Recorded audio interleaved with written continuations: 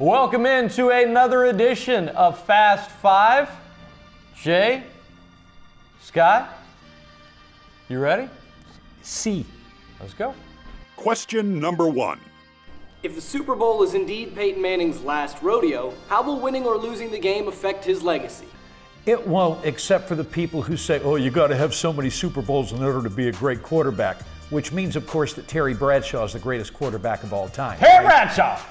When you get right down to it, no, it's not going to affect his legacy, and nor should it.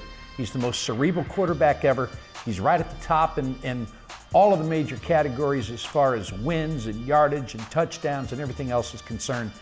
His legacy doesn't get affected, win or lose. I think if he was like going for a 4th ring, there would be some talk.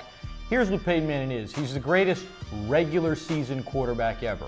He's not the greatest postseason quarterback ever, far from it. Terry Bradshaw! With a win, come a week from Sunday, he can definitely improve at least that part of his bio, but his legacy is going to be the same whenever he decides it's his last rodeo, whether he wins against Carolina or whether he loses. By the way, the only player to go to 4 Super Bowls with 4 different head coaches.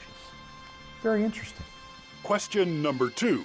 Carolina Panthers owner Jerry Richardson is paying to bring every employee for the franchise to the Super Bowl, from the interns on up. Richardson's decision is blank.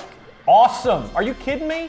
Like, there's nothing worse than working somewhere and like 90% of the companies going to celebrate something. They all take the show on the road. You ever seen like ESPN's doing a big game and they're all on site, and then late that night they go back to like Bristol and it's like the 2 youngest guys that are like, hey everybody.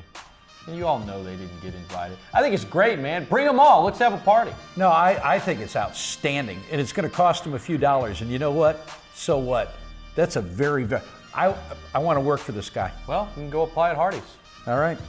Question number 3. Ragin' Cajun forward Shawn Long became the 6th player in school and Sunbelt history to reach 2,000 career points last week. He's also the all-time rebounding leader in school and conference history. Where does Long rank among all-time Cajun hoopsters? Boy, that's a really, really good question. You know, he's about to be 5th all-time on the scoring list. He's number 1 on the rebounding list.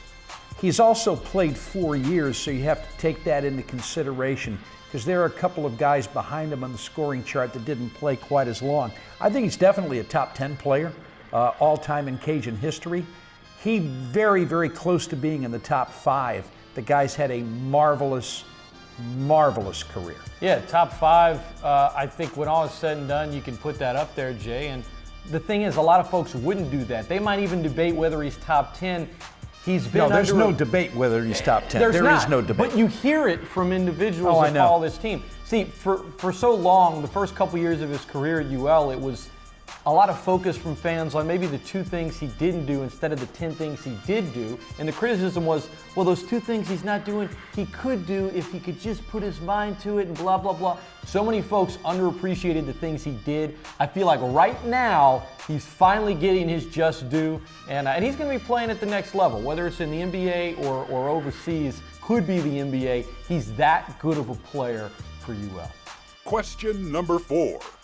Brittany Brees said she and her husband Drew watched the movie Major League the day of Super Bowl 49 hours before leaving for the game because it was the only thing on. Your thoughts? She's lying. It wasn't the only thing on. It was the thing to do. They watched the best sports movie ever to kind of loosen up, feel good.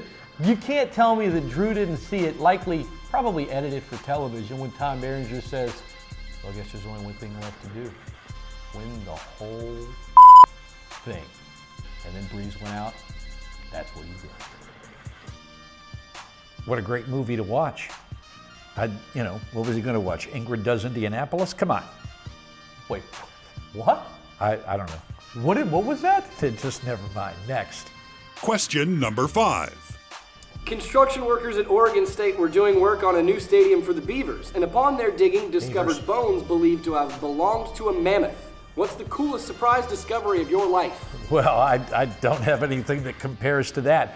I did one time take a $100 bill and kind of fold it up and stick it in my wallet and forget that I had it. And about 6 months later, I went to pull something out of that compartment and found a $100 bill.